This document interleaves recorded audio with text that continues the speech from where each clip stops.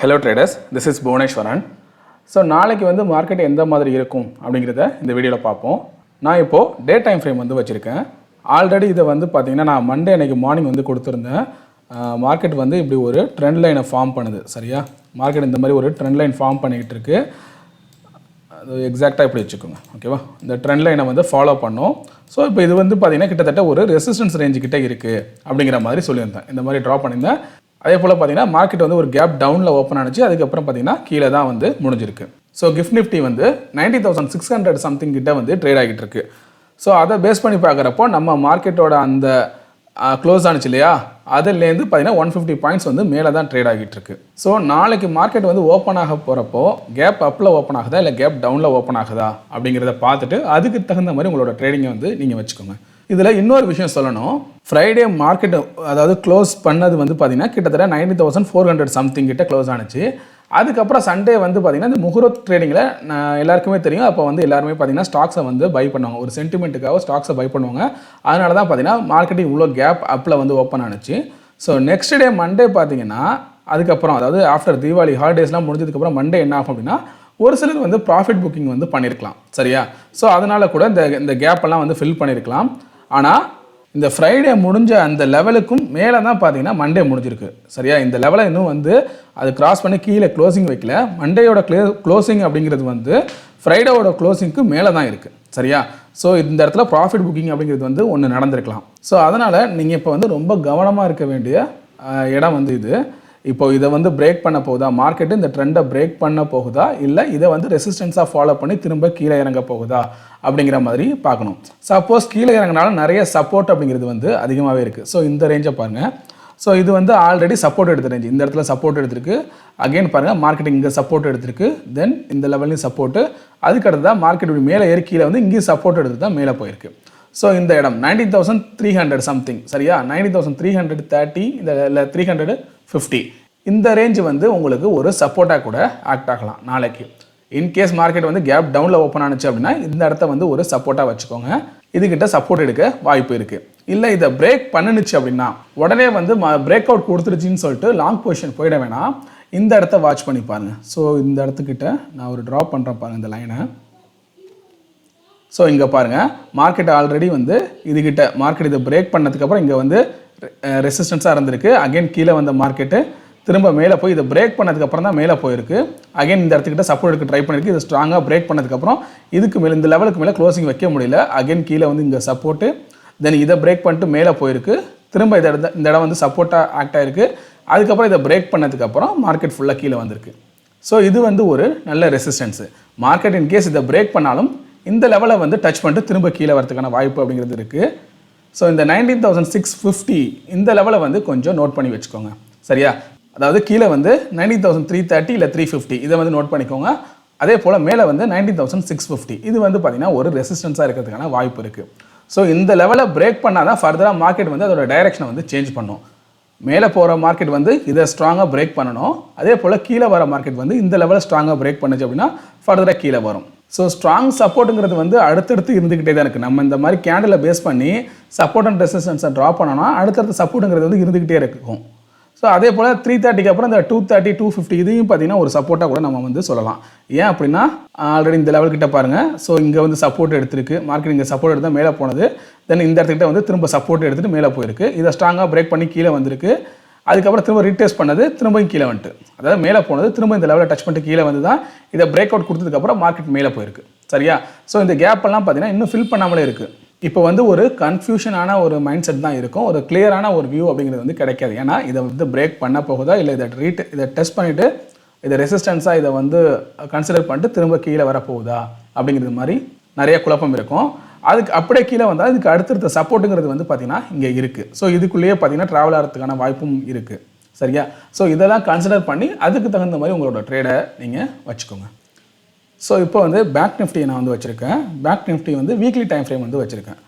Already நம்ம போன வாரம் சொல்லியிருந்தேன் இது வந்து ஒரு இன்சைட் கேண்டில் மாதிரி ஃபார்ம் ஆகிருக்கு. மார்க்கெட் வந்து மேலே போகிறதுக்கான வாய்ப்பு வந்து அதிகமாக இருக்குது அப்படிங்கிறது வந்து சொல்லியிருந்தேன். ஏன்னா நமக்கு இன்சைட் கேண்டில் தெரியும். இன்சைட் கேண்டில் வந்து இது வந்து மதர் பார், இது வந்து இன்சைட் கேண்டில். சரியா, ஸோ இதோட லெவலை பிரேக் பண்ணிச்சு அப்படின்னா மார்க்கெட் மேலே போகிறதுக்கான வாய்ப்பு இருக்குது அப்படிங்கிற மாதிரி சொல்லியிருந்தோம். இப்போ இதை பேஸ் பண்ணி இந்த கேண்டில் இந்த நம்ம ப்ரைஸ் ஆக்ஷனை பேஸ் பண்ணி பார்க்குறப்போ இன்னும் உங்களுக்கு ஜூம் பண்ணால் கிளியராக தெரியும்னு நினைக்கிறேன். இந்த இடத்துல பாருங்கள். ஸோ இப்போ என்ன இருக்குது பாருங்கள், இந்த மதர் பாரை வந்து பிரேக் பண்ணி க்ளோசிங் வச்சிருச்சு. அகைன் இந்த மதர் பாரோட அந்த ஹை இருக்கு இல்லையா, அதை வந்து ரீடெஸ்ட் பண்ணியிருக்கு. சரியா, மார்க்கெட் இப்போ அதை வந்து டச் பண்ணி ரீடெஸ்ட் பண்ணியிருக்கு. இனிமேல் மார்க்கெட் வந்து சப்போர்ட் எடுத்துச்சு, ரீடெஸ்ட் பண்ணிடுச்சு. ஆல்ரெடி இந்த இடத்துல தெரியுதா, ரீடெஸ்ட் பண்ணிடுச்சு. இனிமேல் இந்த லெவலை பிரேக் பண்ணால், இந்த லெவலை பிரேக் பண்ணால் மட்டும் தான் கீழே வரும். இல்லைனா பார்த்தீங்கன்னா மார்க்கெட் சைட்வேஸில் இருக்கலாம், இல்லை வந்து ஒரு நல்ல ஒரு அப்சைடில் மூவ்மெண்ட் வந்து இப்படி மாற்றி கொடுக்கலாம்.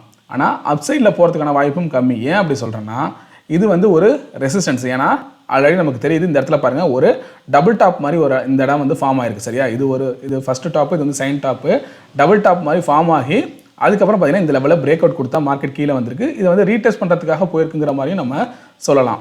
ஸோ எப்போ வந்து இதை பிரேக் பண்ணால் அப்சைட் மூவ்மெண்ட்டுக்கு கொடுக்கும் அப்படின்னா, இதில் எதை வந்து பிரேக் பண்ண போகுதோ இந்த வீக்கு, அதுக்கு தகுந்த மாதிரி தான் மார்க்கெட் வந்து ரியாக்ட் பண்ண போகுது. ஏன்னா ஆல்ரெடி இந்த இடம் வந்து ரெசிஸ்டன்ஸ் ஆக்ட் ஆகிருக்கு. திரும்ப இதுவும் ரெசிஸ்டன்ஸ் ஆக்ட் ஆகி அதுக்கப்புறம் பிரேக் அவுட் கொடுத்ததுனால மார்க்கெட் மேலே போயிருக்கு. அகைன் கீழே வந்து இந்த இடத்துல சப்போர்ட்டு, தென் மேலே போயிருக்கு. அகைன் இதை பிரேக் பண்ணதுனால மார்க்கெட் நல்லா கீழே வந்து இப்போ ரீடெஸ்ட்டுக்கு கூட இங்கே போயிருக்கு அப்படிங்கிற மாதிரி நம்ம எடுத்துக்கலாம். சரியா, இப்போது இந்த லெவலை தாண்டி, இந்த ரேஞ்சை தாண்டி மார்க்கெட் வந்து மேலே க்ளோசிங் வச்சுதுன்னா ஃபர்தராக ஒரு மூவ்மெண்ட் கொடுக்கும்.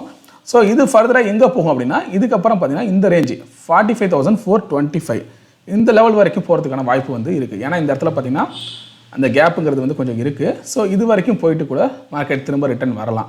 சரியா, ஸோ இதை நோட் பண்ணிக்கோங்க. மார்க்கெட் வந்து க்ளோசிங்கிறது வந்து 44,250க்கு மேலே ஸ்ட்ராங்காக க்ளோசிங் இந்த வாரம் வச்சுது அப்படின்னா, அதுக்கப்புறம் பார்த்தீங்கன்னா அப்சைடில் கொஞ்சம் வந்து போகிறதுக்கான வாய்ப்புங்கிறது வந்து இருக்குது. இல்லை இதுக்கு மேலே போக முடியல, திரும்ப இதுக்கு கீழேயே பிரேக் ஆகிடுச்சு அப்படின்னா திரும்ப பார்த்தீங்கன்னா மார்க்கெட் கீழே வரதுக்கான வாய்ப்புங்கிறது வந்து இருக்குது. ஸோ நம்ம இந்த அனாலிசிஸ் பண்ணும்போது உங்களுக்கு வந்து நிறைய பேர் என்கிட்ட வந்து பர்சனலாக கேட்டிருக்காங்க, சார் வந்து இப்படி போகலாம் அப்படி போகலாங்கிறீங்களே தவிர ஒரு கிளியரான வியூ சொல்ல மாட்டீங்கன்னா. யாருக்குமே கிளியரான வியூங்கிறது வந்து கிடைக்காது. ஸோ அதுக்கான ரீசன் என்ன அப்படின்னா, அதாவது ஒரு ரெண்டே விஷயம் தான். ஒன்று வந்து அப் சைடு இல்லை டவுன் சைடு போகுது, இதுதான் நம்ம சொல்ல போகிறோம். ஒரு சிலர் வந்து அப் சைடுன்னு சொல்லுவாங்க, இன்னொரு சிலர் வந்து டவுன் சைடுன்னு சொல்லுவாங்க. அவங்களோட ஏன்னா ஹெட் ஆர் டைலுங்கிற மாதிரி தான் அவங்க சொல்கிறப்போ அது வந்து பாசிட்டிவாக நடந்துருச்சு அப்படின்னா, பார்த்தீங்களா நான் சொன்னது கரெக்டாக ஆகிடுச்சு அப்படிம்பாங்க. ஆனால் எக்ஸாக்டாக மார்க்கெட்டோட அந்த மார்க்கெட்டில் என்ன விஷயம் நடக்கும்னா, இப்போ சப்போஸ் இந்த இடம் சப்போர்ட்டுன்னு நம்ம சொல்கிறோன்னா, இந்த இடத்துல சப்போர்ட் எடுத்துச்சுன்னா பார்த்தீங்களா நான் சப்போர்ட் சொன்னேன், சப்போர்ட் எடுத்திருக்கு அப்படிங்கிற மாதிரி நம்ம சொல்லிக்கலாம். இதை நான் உடச்சிது அப்படின்னா, நான் இதை சப்போர்ட்னு சொன்னேன், இதை உடச்சிடுச்சு பார்த்தீங்களா, அதனால தான் இதுக்கப்புறம் பார்த்தீங்கன்னா மார்க்கெட் கீழே வரும். ஸோ இப்படி தான் நீங்கள் மார்க்கெட்டை வந்து புரிஞ்சிக்க முடியும். சரியா, நெக்ஸ்ட்டு சப்போர்ட் என்ன, நெக்ஸ்ட்டு ரெசிஸ்டன்ஸ் என்ன, மார்க்கெட்டு சப்போர்ட்டை உடச்சா அடுத்த சப்போர்ட் நோக்கி போகுமா, இல்லை அதுக்குள்ளேயே ட்ராவல் ஆகுமா, இந்த மாதிரி தான் நீங்கள் வந்து ஃபைன் பண்ண முடியுமே தவிர எக்ஸாக்டாக வந்து நம்ம இதை உடச்சிருச்சுன்னா மேலே தான் போக போகுது அப்படின்னு சொல்ல முடியாது. ஏன்னா இது வந்து ஹியூமனோட எமோஷன்ஸை வந்து பொறுத்தது இந்த மார்க்கெட்டோட மூவ்மெண்ட்டு, ப்ரைஸ் மூவ்மெண்ட் அப்படிங்கிறது. அப்போ என்ன ஆகும், ஒரு லெவல் இது வந்து ரெசிஸ்டன்ஸ்னு அவங்க ஃபீல் பண்ணுறாங்க அப்படின்னா, இது வந்து ஸ்ட்ராங்காக பிரேக் ஆகிடுச்சுன்னா என்ன பண்ணுவாங்கன்னா, அவங்களோட பொசிஷனை சேஞ்ச் பண்ணுவாங்க. அடுத்த ரெசிஸ்டன்ஸ் இதுன்னு கண்டுபிடிச்சி அந்த இடத்துல வந்து அதிகமான அவங்களோட பொசிஷனை வந்து ரைட் பண்ணுவாங்க. அப்போ என்ன ஆகும், மார்க்கெட் அதிகபட்சம் அந்த ரெசிஸ்டன்ஸை நோக்கி போகும். ஸோ இந்த இடத்துல சில பேர் வந்து ப்ராஃபிட்டை புக் பண்ணுவாங்க, இல்லை இந்த ரெசிஸ்டன்ஸ் கிட்டே மார்க்கெட் நிற்கும், இல்லைனா ப்ராஃபிட் புக்கிங்க்கு அப்புறம் கீழே வரதுக்கான வாய்ப்பு இருக்கும். இந்த மாதிரி தான் மார்க்கெட் வந்து நடக்கும். எக்ஸாக்டாக இதை உடச்சிருச்சுன்னா இனிமேல் மேலே போயிட்டே இருக்கும் அப்படின்லாம் சொல்ல முடியாது. அது யாராலையுமே சொல்ல முடியாது. ஒரு சிலர் சொல்கிறாங்க அப்படின்னா, நம்ம சொன்ன மாதிரி தான், இந்த காயின்ஸை சுண்டி விட்டோம் அப்படின்னா ஹெட் ஆர் டைல்னு சொன்னால் ஒரு 10 பேரில் ஒரு 5 பேர் ஹெட்னு சொல்லுவாங்க, டைலுன்னு சொல்லுவாங்க. ஸோ அவங்களுக்கு ஃபேவராக கூட மார்க்கெட் அந்த காயின் வந்து விழலாம். அந்த மாதிரி தான். ஆனால் எக்ஸாக்டாக என்ன சொல்லலாம்னா, இது எது சப்போர்ட்டு, இது ரெசிஸ்டன்ஸு, இதை பிரேக் பண்ணால் அடுத்தது இந்த ரெசிஸ்டன்ஸாக இருக்கலாம், இல்லை இந்த சப்போர்ட்டாக இருக்கலாம். இப்படி தான் நம்ம வந்து ஃபைன் பண்ண முடியும். அதுக்கு தகுந்த மாதிரி நம்மளோட ட்ரேடிங் செட்டப்பை எப்படி வச்சுக்க போகிறோம், இதுதான் நம்ம வந்து பார்க்கணும். ப்ரைஸ் ஆக்ஷன் படி என்னெல்லாம் நடக்குது, ஏதாவது ஒரு கேண்டில்ஸ்டிக்ஸ் ஃபார்ம் ஆகுதா, ஒரு சேட் பேட்டர்ன் வந்து ஃபார்ம் ஆகுது. நம்ம ஆல்ரெடி போன வாரம் சொன்ன மாதிரி இது வந்து ஒரு இன்சைட் கேண்டில் மாதிரி ஃபார்ம் ஆகுது அப்படின்னு சொல்லியிருந்தேன். ஸோ மார்க்கெட் வந்து ஒரு நல்ல மூவ்மெண்ட் கொடுத்துருக்கு. அந்த மாதிரி ஏதாவது உங்களுக்கு வந்து ஒரு கேண்டில் ஸ்டிக் பேட்டர்ன் வந்து ஃபார்ம் ஆகிறது கண்டுபிடிக்க முடியுதா, இல்லை சேட் பேட்டர்ன் கண்டுபிடிக்க முடியுதா, டிஃப்ரெண்ட் டைம் ஃப்ரேமில் நீங்கள் வச்சு பார்த்தீங்க அப்படின்னா உங்களுக்கு ஒரு ஐடியா கிடைக்கும். அதை பேஸ் பண்ணி நீங்கள் வந்து ஒரு டெசிஷன் எடுக்கலாம். சரியா, ட்ரேடிங்கில் இப்போ பேங்க் நிஃப்டி டே டைம் ஃப்ரேமில் வச்சுருக்கேன். ஸோ இந்த மாதிரி ஒரு ரெசிஸ்டன்ஸ் மேலே வந்து ட்ரா ஆகுது. சரியா, ஒரு ரெசிஸ்டன்ஸ் லைன் வந்து ட்ரா பண்ணியிருக்கேன். இதையும் பார்த்தீங்கன்னா இது வந்து ஒரு ரெசிஸ்டன்ஸ் ரேஞ்சு. ஸோ இதை பிரேக் பண்ணுச்சுன்னா ஃபர்தராக மார்க்கெட் வந்து ஒரு அப்சைட் மூவ்மெண்ட் கொடுக்கலாம். நம்ம ஆல்ரெடி சொன்ன மாதிரி இந்த ரேஞ்சு 44,250 இதுக்கு மேலே க்ளோசிங் அப்படிங்கிறது வந்து வைக்கணும். உங்களுக்கு கிளியராக தெரியும்னு நினைக்கிறேன். இந்த ரேஞ்சு ஜஸ்ட் இதுக்கு மேலே ஒரு கிளியராக ஒரு க்ளோசிங் வந்து வச்சுது அப்படின்னா, ஸோ மேக்ஸிமம் இந்த லெவல் வரைக்கும் போகிறதுக்கான வாய்ப்பு இருக்குது. 44,800 வரைக்கும் போகிறதுக்கான வாய்ப்பு அப்படிங்கிறது வந்து இருக்குது. ஸோ இதுக்கு மேலே க்ளோசிங்கிறது வந்து இருக்கணும். 44,250க்கு மேலே க்ளோசிங் அப்படிங்கிறது வந்து இருக்கணும். இருந்தால் அப்படின்னா இருந்துச்சு அப்படின்னா இதை சேம் திங் இந்த இதுவும் ட்ரெண்டும் பிரேக் ஆகும். ஸோ இந்த லெவலும் பிரேக் ஆகிறப்போ ஒரு நல்ல ஒரு மூவ்மெண்ட் இந்த லெவல் வரைக்கும் கொடுக்கலாம். ஒரு 200லேருந்து ஒரு 300 பாயிண்ட்ஸ் வந்து பார்த்தீங்கன்னா அப் சைடில் மூவ்மெண்ட் கொடுக்கலாம்.